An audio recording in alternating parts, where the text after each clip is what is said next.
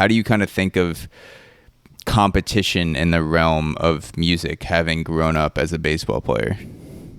I think, yeah, it's an interesting topic. I mean, I think my many years of playing baseball and sports definitely left like an imprint on my psyche that I'm still trying to understand.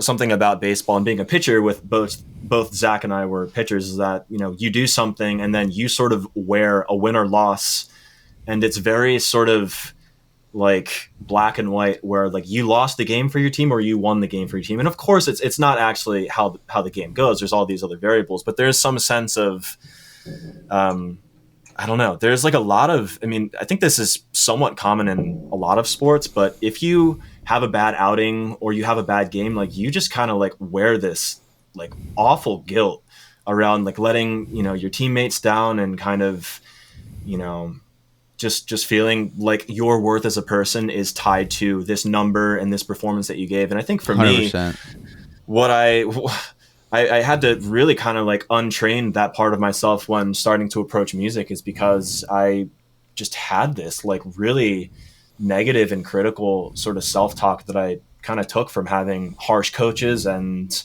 frankly just being in really competitive atmospheres where even within a team of people, you're all friends, but there's still this like this inner rivalry and this sort of like, it's not always a super safe space as far as just like this outpouring support for one another. I mean, there's, in college it's kind of different. I mean, it's a little bit of that's there, but played on like travel teams and stuff where people barely knew each other and you're coming on. There's just a little bit of this, the competitive mentality is, the way that I kind of apply it to music is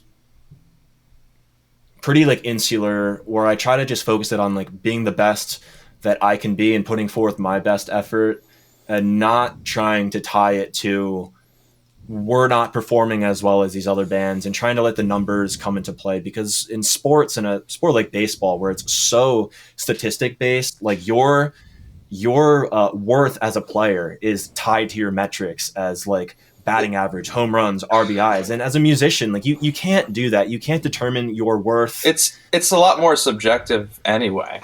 Yeah, and so I think that's actually kind of nice. What I like about music is that, we can make something that we love. If everyone else hates it, it's not, of course there's a personal part of us that'll be probably a little butthurt about it. But at the end of the day, there's not this, nobody can really tell you if you're a winner or a loser. It's like, no, like we're just us. You can't,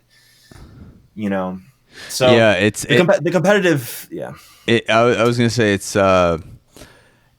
what is nice about competition is that you do have a clear winner and loser. If you are a pitcher and you're going against a batter, someone is going to win that at bat. Someone is either going to get to first base, hit a double off you, hit a home run, or they're going to walk their ass back to the dugout, which is, I think there's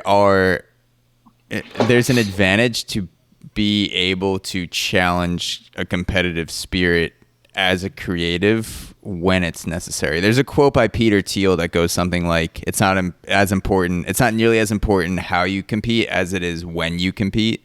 Because it's like people think that they're in competition when they're really not, and they are competing with things that they don't need to be.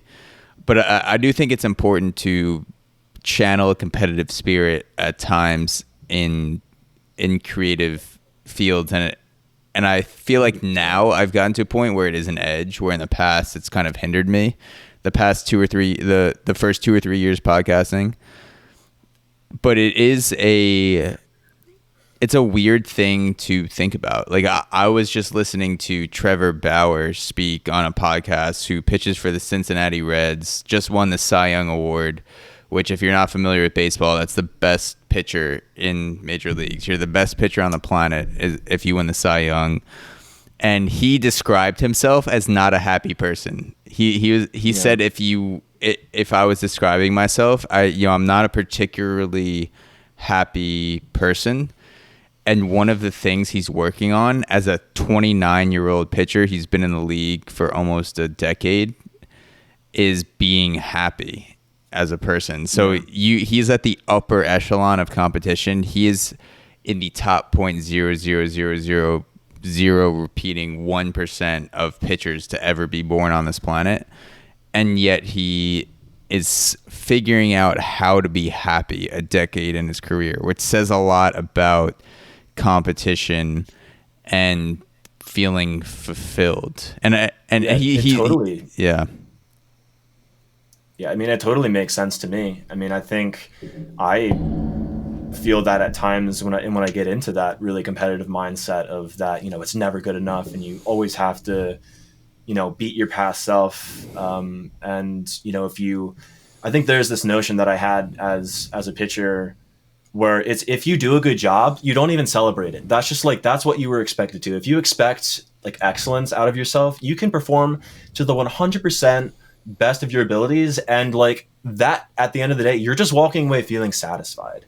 You're not even feeling happy if you're in this really sort of toxic competitive mentality, and anything below that, even if it's I wouldn't even say that you would be satisfied, right? Because satisfaction implies satiation. I think it would be more of, I'm not going to get in trouble.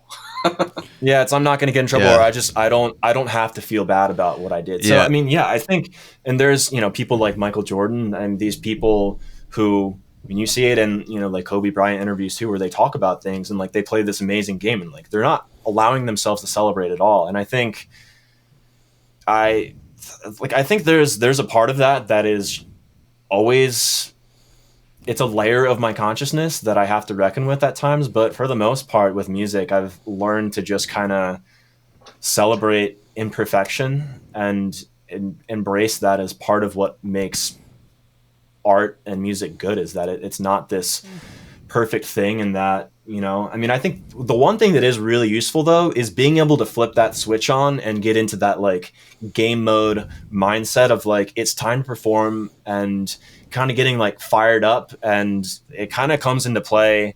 It'll definitely come into play when we start playing live shows, but where it comes into play now is just if we're recording and I'm all right, I've recorded 10 takes, they all sucked, and I just kind of get mad at myself, just to the right amount where it's I'm gonna nail this and I'm gonna push through and get the job done. And it does come in handy for stuff like that, just to get that extra push, being able to sort of cultivate that fire within yourself to just kind of push forward. And it's like a 100%. There's people don't stay the same when the lights come on, whether you're pitching in front of 50,000 people in a stadium or you're performing in front of 50,000 people, or even 500 or 1,000 people at a local venue in the city. People don't stay the same when the lights come on. They either shrink or they rise to the occasion. When the lights come on, they're one of two directions you're going to go.